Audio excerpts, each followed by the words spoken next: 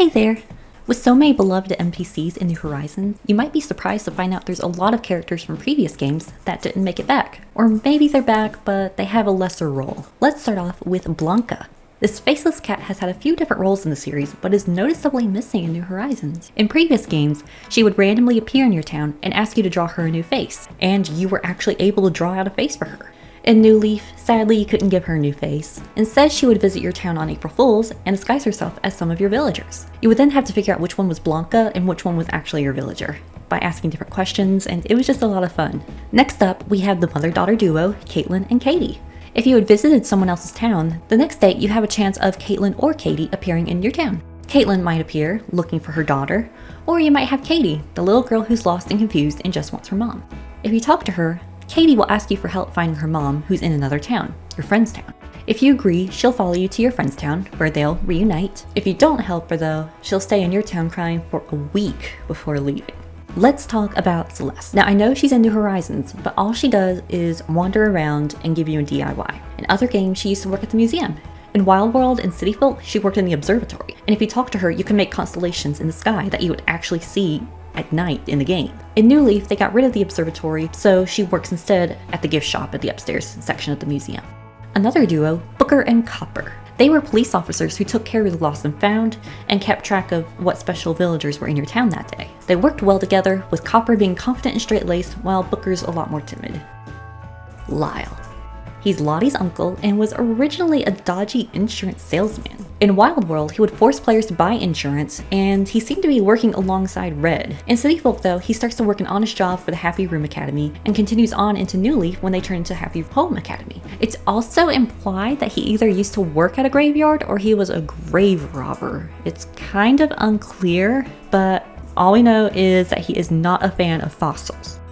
Another character who worked with the HHA, Digby. He's Isabel's younger twin brother. In New Leaf, he ran the showcase, which allowed players to look at the houses of people they've met on Street Pass. He was also in the Happy Home Academy spin-off, working at Nick's homes with Lottie and the player. It's surprising he wasn't added in the DLC, especially since Lottie is known to have a crush on him.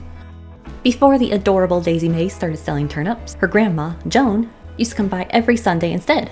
If you talked to her, she'd mention that she's been selling turnips for over 60 years. And while she's not selling turnips in New Horizons, she actually is in the game. If you have the Happy Home Paradise DLC, if the hospital is built, every Monday, Joan will be there. And if you talk to her, she'll give you some turnips for free. Wendall, a sleepy and hungry artist, used to randomly appear in your town. If you gave him food, in the GameCube version, he would give you special wallpaper. In Wild World and City Folk, he would give you a special design. In New Leaf, he wouldn't appear in your town, but instead would appear in people's dream addresses. If you talked to him, he would let you copy that dream's designs if the town owner had set them to public. It's so sad that he was replaced with the screen in New Horizons. Now we have Beppe, Carlo, and Giovanni. They were introduced in Pocket Camp, and they work at OK Motors. They would customize your camper. Next up is my favorite, Phineas. He's just a sweet old fur seal. In City Folk, he would sometimes be in the city and he would give you a balloon, bubbles, or pinwheel for free. And this wasn't just a rare encounter, he would show up like multiple times a week. He was just a very sweet addition. And in New Leaf, he would appear in your town whenever you made an achievement and he would give you a badge. He's just a really nice guy, and I was always so happy whenever I saw him, and I really miss him in New Horizons.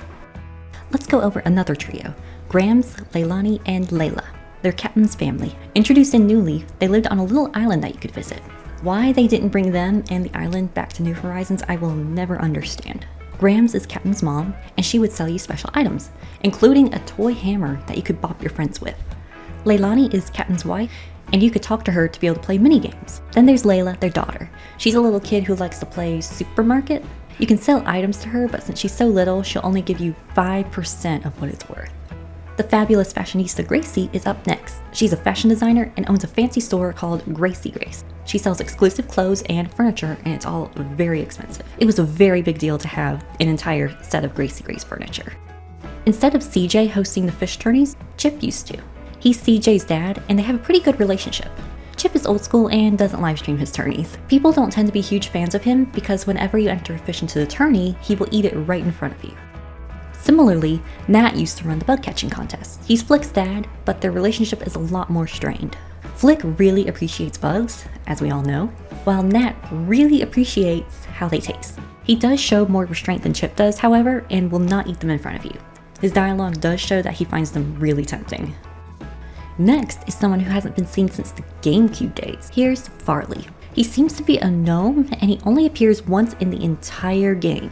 If you have it perfect down for 15 days in a row, he will show up in the well and give you a golden axe, as thanks for taking care of the town.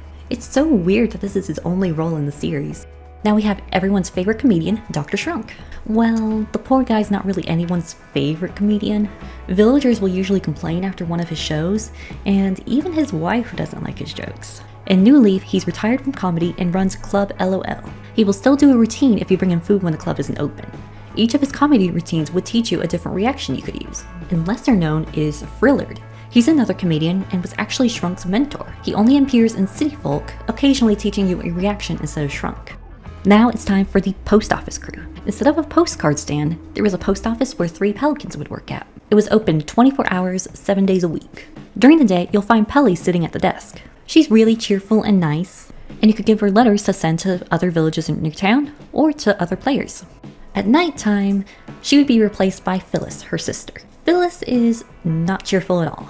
She would be really rude and snarky and mutter complaints under her breath the entire time. According to the villagers though, she's very caring towards her sister. Then there's Pete. Pete delivers the mail, and you'll sometimes see him walking around town. He's very friendly, but he has some drama hidden under the surface. See, Pete has a crush on Phyllis. Phyllis is not interested in him at all. Pelly, on the other hand, is, but she's too shy to say anything about it. Next is Porter. He was in the GameCube version and in New Leaf, officially.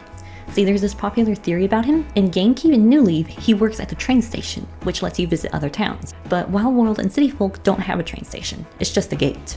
And in those games, there's a villager called Champ, who looks almost exactly like Porter. He is only available in those 2 games. A lot of people speculate that Porter and Champ are the same character, and that Porter is just the name of his job position. There's even a train set in Champ's house. The fact that neither of them are in New Horizons is really sad. Serena is an interesting character.